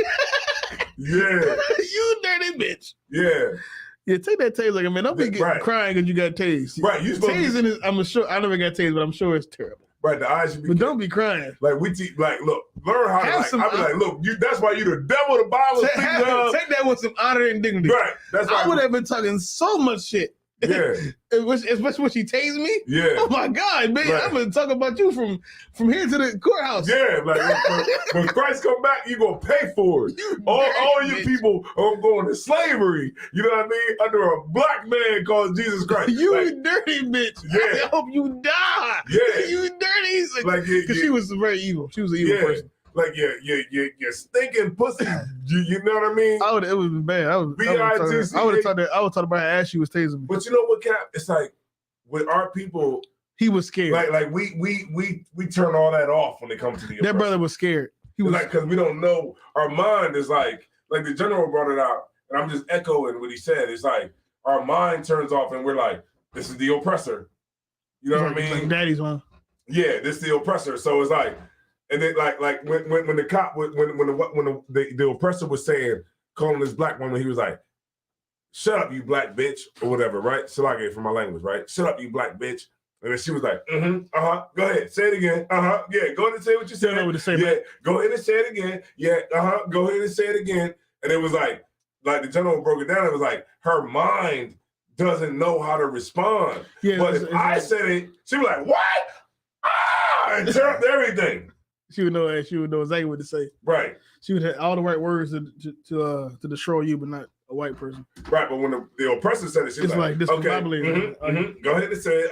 Yeah, go ahead. A white person call you nigga, and you just don't know what to do. Right, you don't know what to do. They say something, it's like it's just all this diffused. It's like right because it's all you know how to do is call Jesse Jackson. Right, because it's in your mind. It's like, oh, this is an oppressor. Yeah, this is not the average nigga. Who I would normally deal with. Well, you argue with niggas all the time about that dumb stuff. Right. You can argue with them, but you can't argue with that white man. Right. And that's what we understand because it's in our brains. It's like embedded in our DNA. Not our DNA like scientifically, but culturally. Like, culturally in our mind. It's like it's embedded. Like yo, when the oppressor comes at you, you don't know how to deal with it because you haven't been taught. And a lot of white people, a lot of black people, we don't deal with white people on the day to day. And you know, like in school and you know, at work, we only deal with so many white people. A lot of us. And but one thing I know is like how to deal with people, you know, by what you're taught, because I understand at the age that I am now, I understand that the only way you get wise is you have to be around wise men who have to teach you how to be wise. It's like, it's no other way around it. So it's like when a nigga grows up, normally in America, you growing up by what you learn from the streets, but that's not necessarily making you wise. That's just making you able to be able to survive. Yeah. Right. But that's not making you a wise man. Yeah. And that's what I understand about the truth is like the only way, like that's why I like when like brothers that are wise, like Captain Cesariak, Captain Yatnazak, Captain Gadalhar, Captain Mawaqua, you know what I'm saying? Like I know for me, I have to get around brothers like that. You know what I mean? And I have to soak up the information from those brothers to be able to be wise. And any young brother that's coming in the truth, you have to get around older men who not necessarily older meaning like in age, but men who've been around, who have been through the trenches and have been proven, tested, and tried. You got to get around those men to actually get the understanding on how to be wise. Right. And that is ultimately how you're going to be able to survive through anything. And that's how, you got to do. But a lot of brothers, they just think like, oh, I'm going to be wise on the street, but that's not enough. You know what I mean? To make you survive for good. Yeah, that's not going to let you, you're going to be able to survive. You're going to be able to live like you've been doing, but you're not going to excel past the block. Mm-hmm. You ain't gonna excel past the bullshit we've already been going through. So I always look at it, man. When I go to barbecues, y'all better stop looking at these barbecues as it's just hot dogs and baked beans. Man, them barbecues be like the G8 summit. Right. It's a time for you to get around brothers that you might not have been around before throughout the year. Hear things that you wouldn't usually hear because you're not around that person. And understand that those brothers have information and you have to be a possessor of it. Right, and that's what I do when I go to different.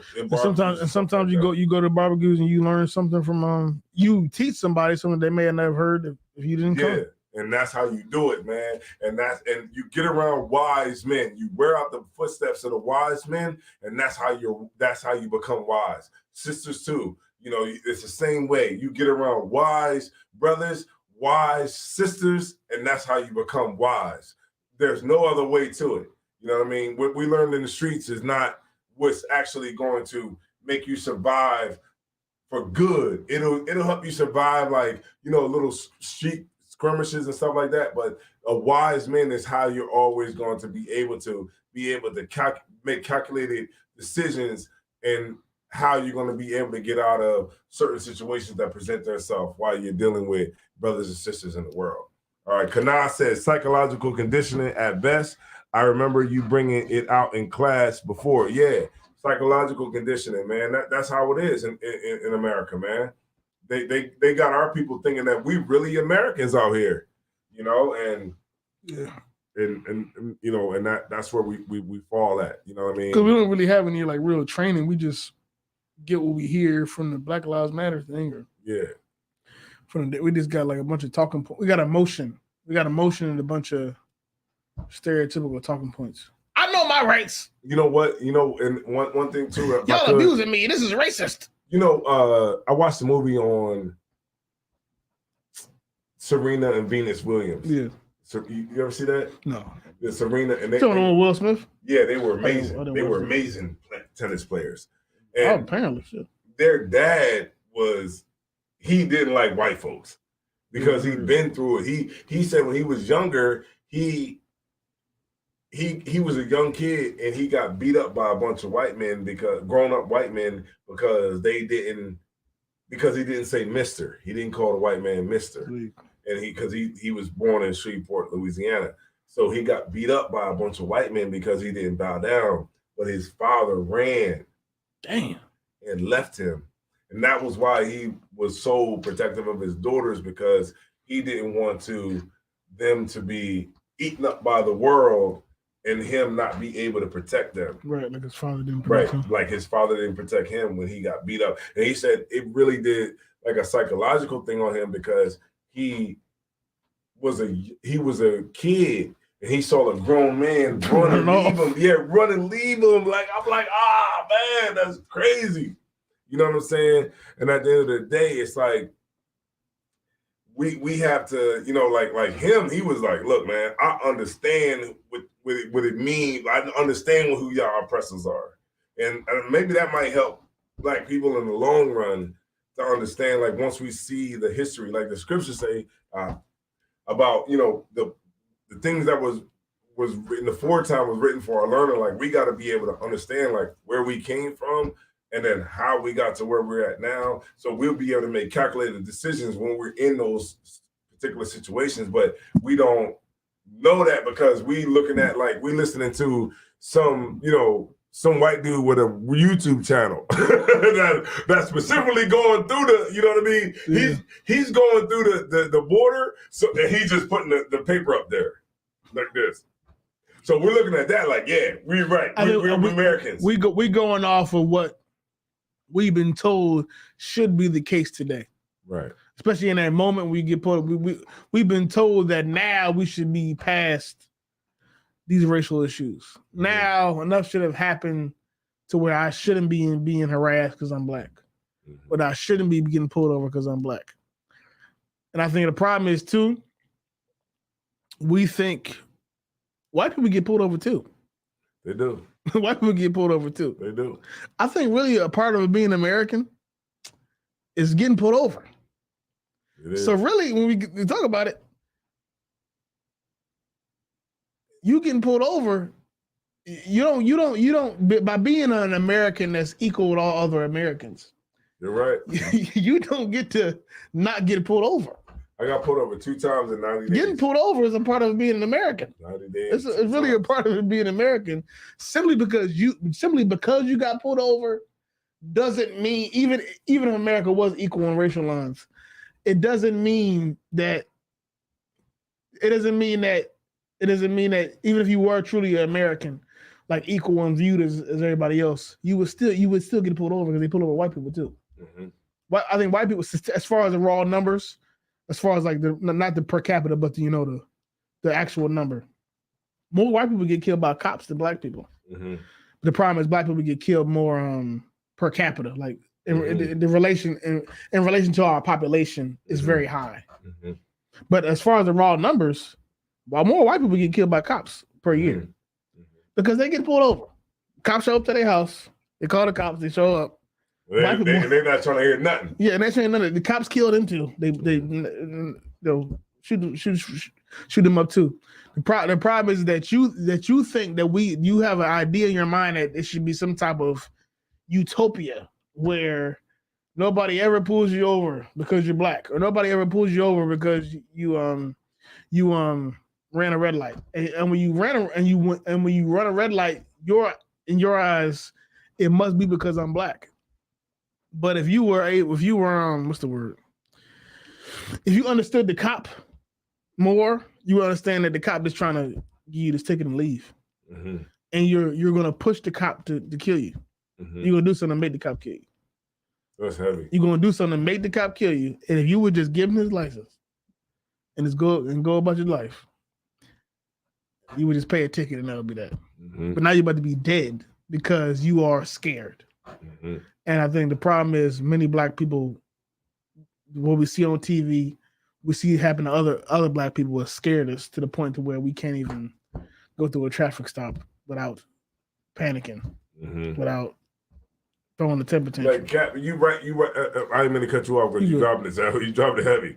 The thing was, like, when you said panicking, is like, when I watch those, because the body cam footage. Yeah, the body cam footage thing. This nigga is tripping. Maybe like, Mama!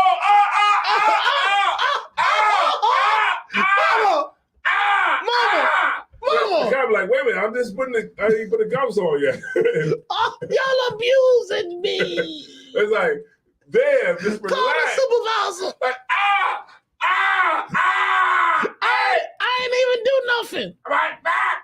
My I like my back. It's like, goddamn. Like the cop was like, hold on, man. I just grabbed your arm. You know what I mean? It's like, you know, I don't even got the cuffs out yet. it's like, and that comes from us like just watching these goofballs who think that like this is the way to go. Yes. Like, yeah. Sometimes you could be like, all right, what's the problem? All right, you know, we pulling you over because of this.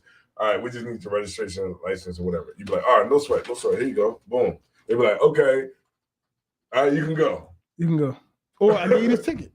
Right, I'll give you this ticket. Like, oh, $200. All right, it's $200. It might be not but like you're alive. Right, it might not be. You didn't go to jail. Right, it might not be a ticket that you might like because of the size of the fine. Yeah. But you know you can fight it later. Yes, you can fight it later. On the side of the road. On the side of the road that's not right, safe. It's not the time. That's not safe. Right. It's not safe to be arguing with the cop on the side of the road. Right. Argue with the cop in court, if anything. You don't argue at all. Cop argue in court. And niggas ain't killing niggas in the court. Right. They killing niggas on the side of the road, traffic stops, in prison. That's what they killing niggas. They ain't killing niggas when you sitting in front of the judge on a fucking traffic violation. That's not what niggas is dying at. Right, Cap. They dying on the side of the fucking road because sometimes, not all the time, sometimes because they these devils and that's it. Yeah. But sometimes because you're panicking and the cop is scared of you. They're scared of your big black giant ass panicking and yelling about the supervisor and doing and moving too fastly. And they're gonna harm you. And that's what I hate so much about like the leadership of Black people. You know, I hate the fact that they don't teach us this to actually. Let's give you emotion. Let's give you no justice, no peace. You said something like one time, and it stuck with me when you said we are serious about saving our lives. And I don't think that the leadership of Black people, and we know who the leadership of Black people, I don't have to say it. They're not serious about saving our lives. No. Because if they were, then they would be saying the same thing that we're saying. It's like to understand that you're dealing with the devil. Right. So just understand that when you're dealing with the devil, that he's still a devil. Regardless. Even though you might be right, totally in the right, he's still the devil. So like if I get pulled over, like, and I have a gun license, I'm not gonna be like, yeah, I got a gun license, and my gun's right here. You got a what? I'll be like, you know, hey, license registration. Here you go. Sometimes what niggas do is they don't even say they have a gun license, they just hand in the license. Yeah. It's like, I'm not even gonna say nothing. I'm just gonna be like, all right. Or don't say nothing at all. Yeah, here's my license. Here you go. Boom. He was like, oh, hey, do you got any guns or anything in the car? And then you might have to say something. Yeah. Then he's like, because if he asks you that, he's gonna search the car anyway. Right, yeah. So he'd be like, yeah.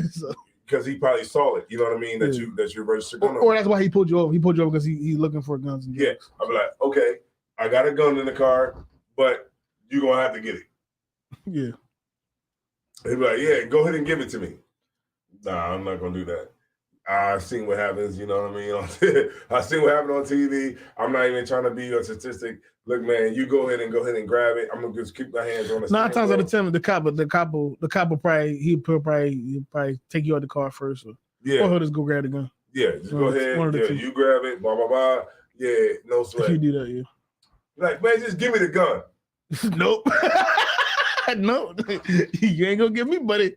Nope. Most cops probably wouldn't even do that. Though. The one brother, he was famous for that. Remember the one brother went viral? He was like, nah, you go and cut the car off. Or he was like, cut the car off. That cat, they were trying to kill that cat was trying to kill. He was in the gas station. He was like, God, he got a gun. That cat was trying to kill him. Yeah. That cat was trying to fight. And nigga ain't had. I don't think nigga even had a gun. Nah, he was like, nah, I ain't touch nothing. The car was running too. Smart brother. He was definitely smart because that cop was trying to. That cop had time today. Mm-hmm. That cop had time. He wasn't he was trying to kill that brother. And that brother was smart. If I may, Cap, one thing that was heavy about that video was the cop said, he said, I ain't moving.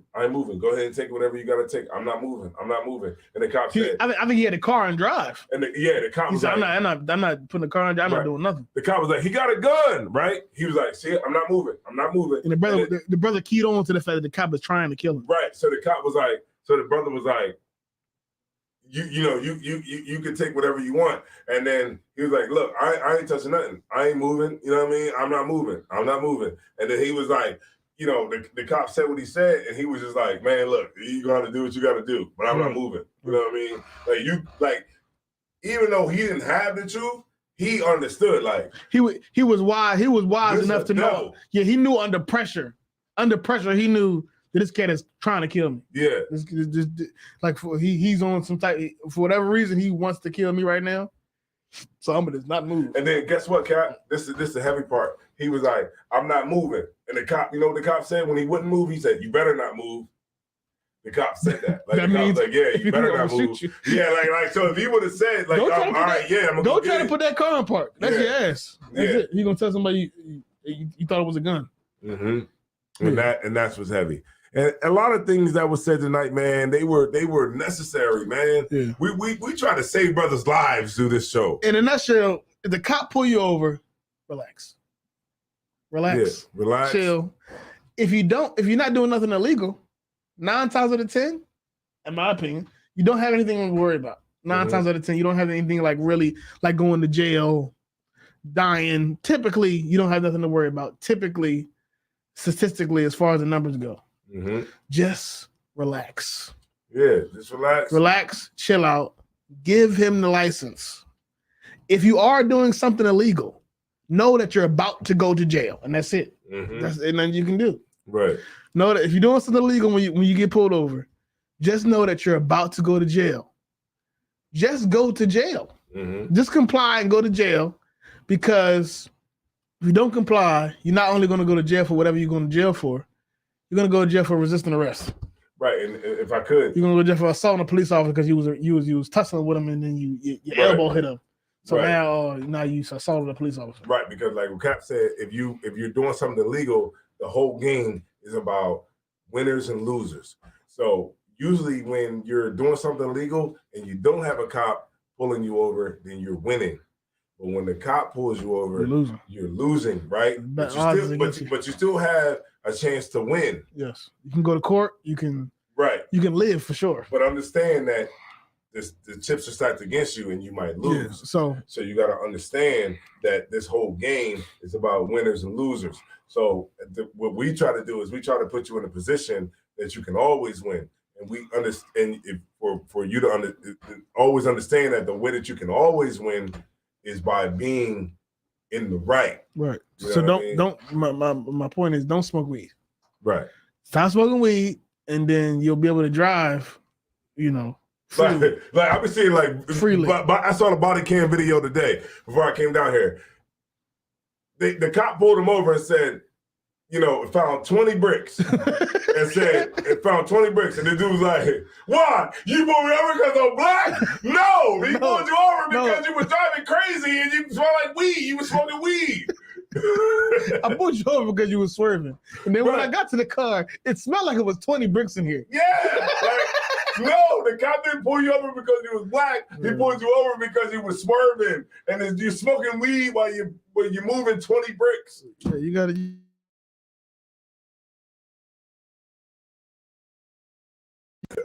I'm laughing, but it's true. Yeah, you got to follow Jesus under.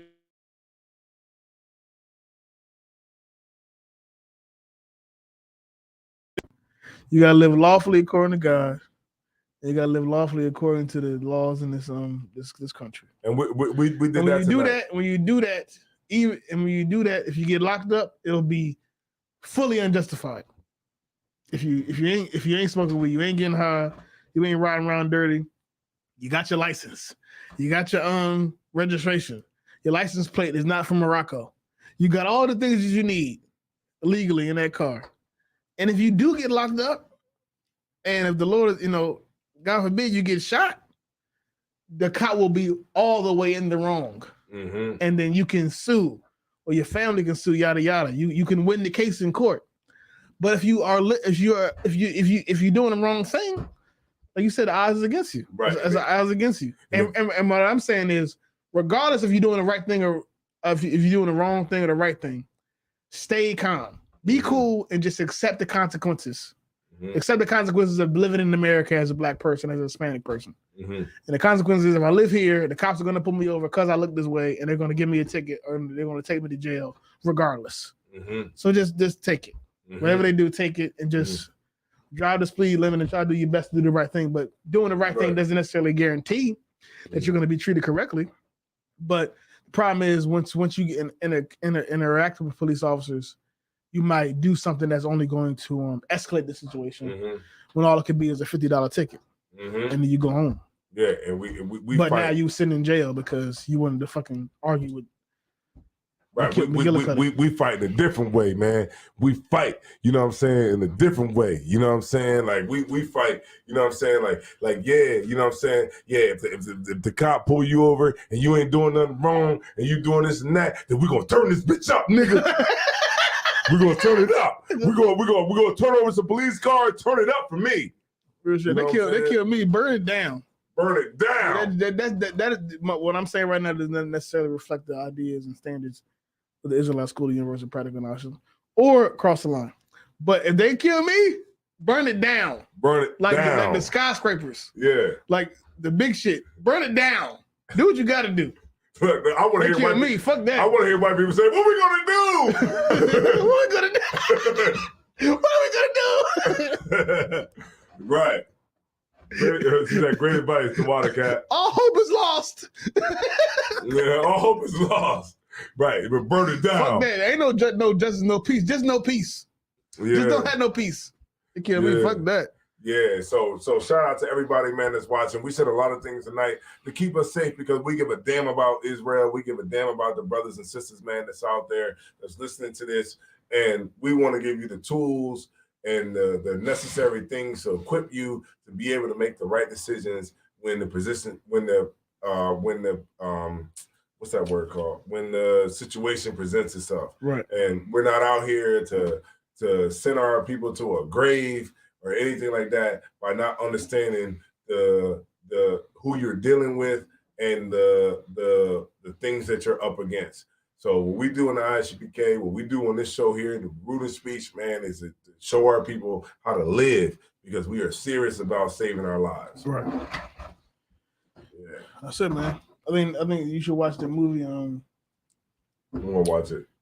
The movie you said about leave the people probably still leave the talking world. About leave the world behind. See, now you going to something deep again. No, I'm not. We're not gonna talk about the movie right now because you haven't watched it. All right. So is the movie good? The movie is good. Okay. I'm saying what I'm about to say because I heard other people that I know have bad reviews. Right? The movie is good. It's an amazing movie. It's amazing, but Captain Masak said he didn't like it. I don't know why he said that though. So depending on why he said that, I don't know why he said that. But depending on why he said that, I might understand. He said don't waste your time watching it. Okay. Like that. He's tripping. But it's an amazing movie. Okay. But if you're gonna watch the movie, just know it's not okay. You gotta watch that movie and it be knowing that you're gonna have to think about the movie. You're gonna have to like be able to pick up on themes and what's the word? Themes and imagery and like pick up on the subtle things that a director or a writer might be trying to tell you without just telling you. Okay, so how do you think it's so deep though? Like, is the person who wrote it in a position where they wanted it to be deep, or is it just whoever made this movie wanted it to be deep? Whoever made this movie wanted to make a movie where they're going to show you things and not tell you. And the problem is, some of y'all are used to movies where they just tell you things. We're going to the evil person and we're going to kill them because they're evil. And then at the end of the movie, we stand on the top of the hill. We say, "Oh, we defeated the evil guy." That's not this movie. It's not Fast and the Furious or Transformers. you got to think about it. You got to think about what the movie is trying to tell you something. Whatever you think it's trying to tell you, that's what it's trying to tell you. It's not the fucking Bible. It's up to your interpretation. Mm-hmm. But I'm just telling you, whoever made this movie is trying to tell you something. They're trying to give you a message of imagery, through subtle things. Like it's not going to just flat out just give you it on a platter. And most movies do that we watch. Most movies just good guy, bad guy. The good guy has a goal. Right, I totally get it. And the good guy fights the bad guy, and they win or lose, and that's it. But that's not this movie. So would you say this movie is like, they clone Tyrone? It's more subtle. It's more subtle than that. It's more subtle than you got to think harder. Think harder than that. Okay. Most High in Christ. So I debit card that I was using to pay Netflix. I no longer use that card, and so my Netflix got cut off. But the way you're giving this review is making me want to kitty at least for a month. It's an amazing movie. If you actually in the movies and you just don't like want to watch Transformers and Fast and the Furious, it's a great movie. Because Tubi's free. Tubi's free. Well, but you got to watch it. You get what you pay for. B movies. You get what you pay for. You know what I mean? Nothing. They be like, "What are you talking about? You better get out of here." yeah. I try to support black movies. Don't do it. They be like this. Like this. They die like this. They get shot like this. Right. Yeah. Now you got to deal with those movies. It be like the movies on Tubi be like, the black movies be like, true to the game. True to the game.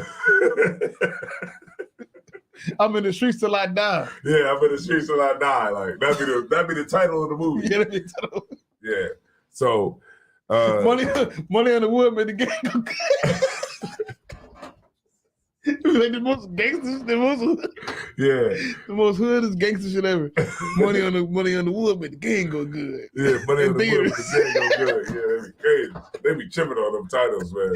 Like this is nigga shit. Hey, but it's free. It's free. Right, it's free. You get what you pay for. So I think that with just seeing the brothers in the school, giving their opinions on what the movie has to offer, I think that I could pay the $20, go check it out on Netflix and see what I can watch for the month. It's art. It's art. It's art. Think about it like that. Yeah, just end it out, end the subscription out, and we'll see what happens from there. You know what I'm saying? So shout out to everybody, man, who's in here right now. Ben Judah came in here. He said Barack and Michael Obama movie. Okay. Barack and Michael Obama movie. Michelle Obama movie. I'm sure. Okay, so that must be a new movie that's out. I'm sure it's on Netflix or something. Yeah. I just saw I saw two movies. It was the one with Ben Carson movie. I saw the Ben Carson movie, and I saw the one about what's their names? Venus and Serena Williams. I gotta watch. What was that on? That's actually on Tubi. Tubi? Yeah, it's on Tubi. Will Smith? Yeah, Will Smith. Yeah, it's on Tubi already? Yeah, it's on Tubi. Yeah, he got kind of blackballed once he smacked Chris Rock. Oh yeah, well he deserved that. But yeah, once he that's I wouldn't expect that movie to be on Tubi. Yeah, it's a great movie. Great movie. Great movie. The movie was so great. It made me, after I watched the movie, I watched the documentary. Damn. Because I was like, yo, this is good. Let me see about this father. The whole thing with his dad, they talked about in the movie or the documentary? They talked about in the movie. It showcases how he was a good father, which is not really. But they talk about the whole story you told about the Shreveport when they was in Shreveport. No, he basically told her that story once she wanted to go pro. But was that in the movie or the documentary? Yeah, it was in the movie. Okay. Yeah, she wanted to go pro for a long time, and he was holding them back. Like they were good.